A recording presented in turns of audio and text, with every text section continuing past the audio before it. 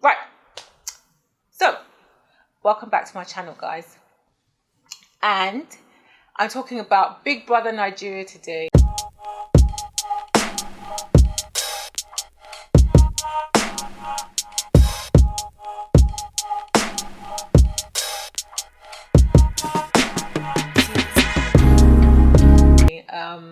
If you've been watching, like I haven't watched the past seasons. I've probably maybe tune the channel to the Big Brother station and try to figure the characters out, or try to figure the housemates out, and watch a few minutes or so. But I never quite resonated with the past seasons, and it never really bothered.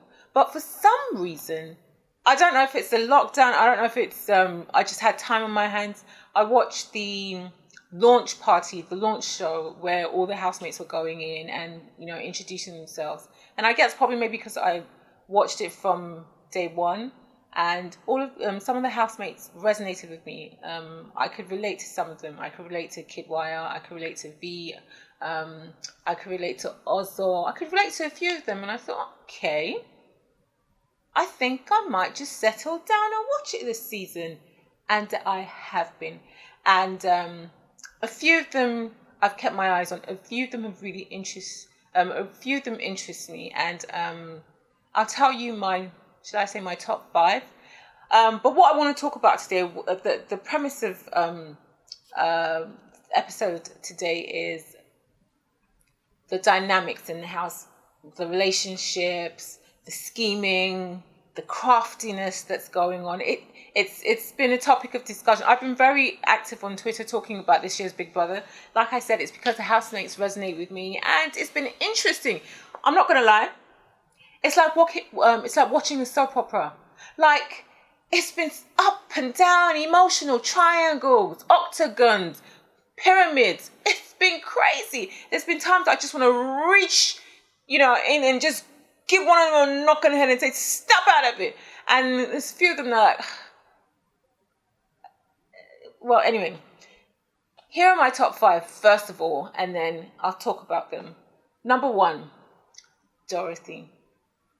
Dorothy, I particularly like because Dorothy she's got spunk, she's got personality, she's bold, she's beautiful, she's confident, and she doesn't hold back. She says it as it is, and she hasn't got a vicious, envious, bad bone in her body. She wants to get on with everybody. Of course, along the way her feelings have got hurt, and she's kind of withdrawn a bit, and I don't really like it. There's Kidwire. I find him a bit of a player, but he's also a gentleman. He's also very well spoken, exposed. He's very well behaved, wholesome lad, good looking, might I add. Then another one is Ozo. I really like Ozo. That's another wholesome gentleman, all-rounder, great guy. He's got leadership. He's leadership material. Soft-spoken, well-behaved, but he's starting to put me off. Then you've got V. I like V because V's a London girl, and I don't know, for some reason, some people have said she's fake. I'm thinking, what part of her is fake? Because she switches from Nigerian to her English accent. How's that being fake? It simply means it's best of both worlds. She's hung around her London people, and she's with her Nigerian family, and she tries to relate with both ends. What's wrong with that? And then number 5. Look, I liked Nengi day 1. The day she walked into the house, the day she stepped up to Ibuka, and Ibuka had that small intro before they go into the house. And she talked about being not just a pretty face and very intellectual, very intelligent. Now, I don't know about the intellect. She is intelligent, and intelligent doesn't necessarily mean being intellectual. The intellectual part, I must say, is lacking. But there you go. Those are my top 5. Now, I'm going to talk about the dynamics in the house. And the dynamics is the relationships going on. Ozo and Nengi. Nengi and a guy called Prince. Then there's Erica and Kidwire. Then there's V and Neo. Then there's Erica and Laycon. Then there's Prince and Tolani Badge. Well, there's more, but these are the ones that actually kept me going. And I don't know if it's the producers that tell the contestants, when you get into the house, couple up. Because it almost seems as if they're so desperate, to pair off with each other. Why? That shouldn't be a premise for winning the game. You're there individually. You're not winning the game as a couple. You're winning the game individually. But I think coupling up or getting into a relationship in the house, sort of like, it keeps people talking. It creates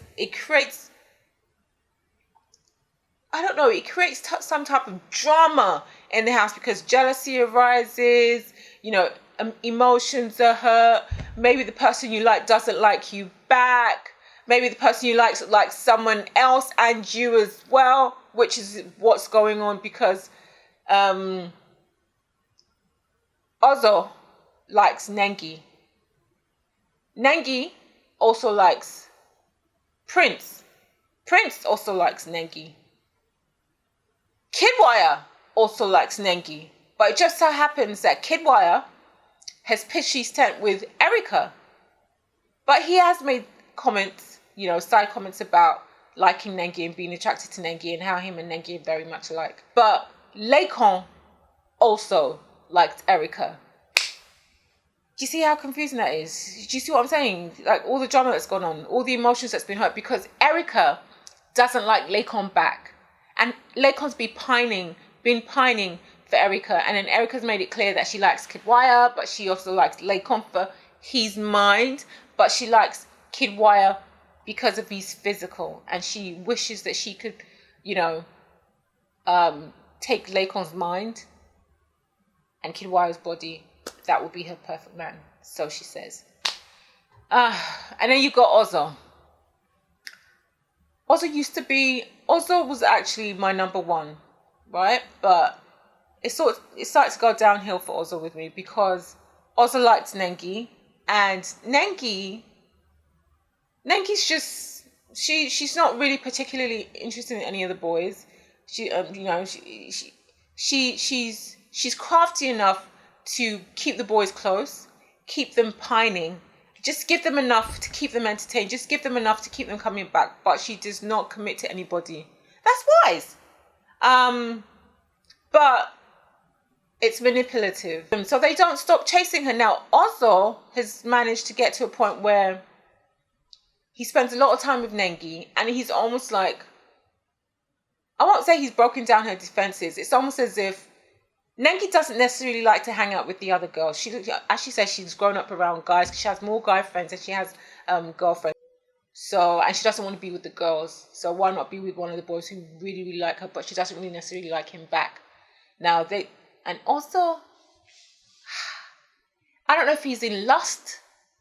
I don't know if he's just never seen a beautiful woman before. He follows this girl around the house like a freaking zombie, like he's mesmerized, like he's under a spell. And I'm thinking, dude, what's wrong with you? Now, on the other hand, Prince, who also likes Nengi, is kind of backed off because he sees that Nengi has somewhat pitched her tent with Ozo. And bro code, you don't step up to a lady, your friend has stepped up to you. This other housemate called Tolani Badge, who I like because she went for what she wants. She saw Prince, she told Prince, I like you. But you know what? At the same time, another housemate called Wathoni liked Prince. Look, guys, it was a mess. But having said that, when you look at the dynamics and you look at the, happenings in the house, I guess this is real life.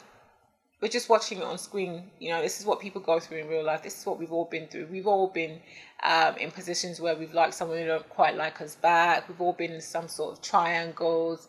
I mean, look at Laycon, who's pining for Erica. Erica is with Kidwire. Now, look at Laycon and look at Kidwire. Why does Laycon think that he has a chance with Erica? No, in the real world, would he really think that Erica would be attracted to him? I'm not being horrible. Look, there have been men that I've looked at and thought, whoa, I like him. But they look like they're out of my league. I'm honest with myself, So, but I don't get upset because I feel they should like me and they don't. That's life. But this guy has taken it tough. Well, I don't blame him. It's because they're stuck in that, small. All of them are stuck in the house together. They can't walk away. They can't just not talk to each other anymore, not see each other anymore. They're stuck there. So they've somehow got to deal with these emotions. And I hope before the end of the show, nobody actually emotionally blows up or combusts in that house. Right, so like I said, I don't know if it's producers that told them to couple up, but it's very confusing just to watch all of this happen and keep up and, just keep track of the ups and downs and the ins and outs. There have been physical, should I say, connections as well.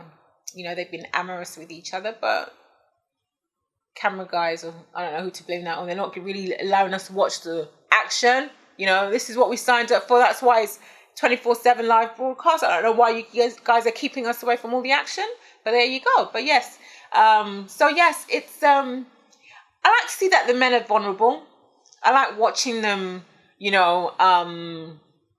feel. I like watching the rejection, should I say, and watching them chase and get turned down, and watching them sulk because the object of their desire does not desire them back. Now, I need to talk about Nengi. Like I said, Nengi's a beautiful girl. She knows that she's beautiful, but I find her quite conceited. Yeah, when someone's beautiful, they know that they're beautiful. And it's almost as if they're very reliant on how beautiful they are to get them ahead. Look, beauty will open doors for you, but it won't keep them open. But yeah, I don't find Nengi very fun to watch, even though, yes, she is a beautiful, beautiful girl. So there you have it. The dynamics in the Big Brother lockdown house 2020. I can't even believe that I'm talking about this show, but yes, I am. I mean, I watched Big Brother UK when Makosi was there, and when Makosi wasn't, I can't remember what year that was, but that was probably maybe the best one. I haven't watched it since, and this is the first time I'm actually paying attention to Big Brother Nigeria. So yes, it's actually fun talking about the show. If you want to catch up with, what I think and my opinions as the show goes along, follow me on Twitter, where I'm constantly tweeting about stuff that's coming up and, when I'm able to sit down and catch up on the show. So there you have it. Let me know what you think in the comment section, and thank you for watching, guys. Make sure you click on the subscribe button. Till next time, I'm your girl, urueke. Peace to you.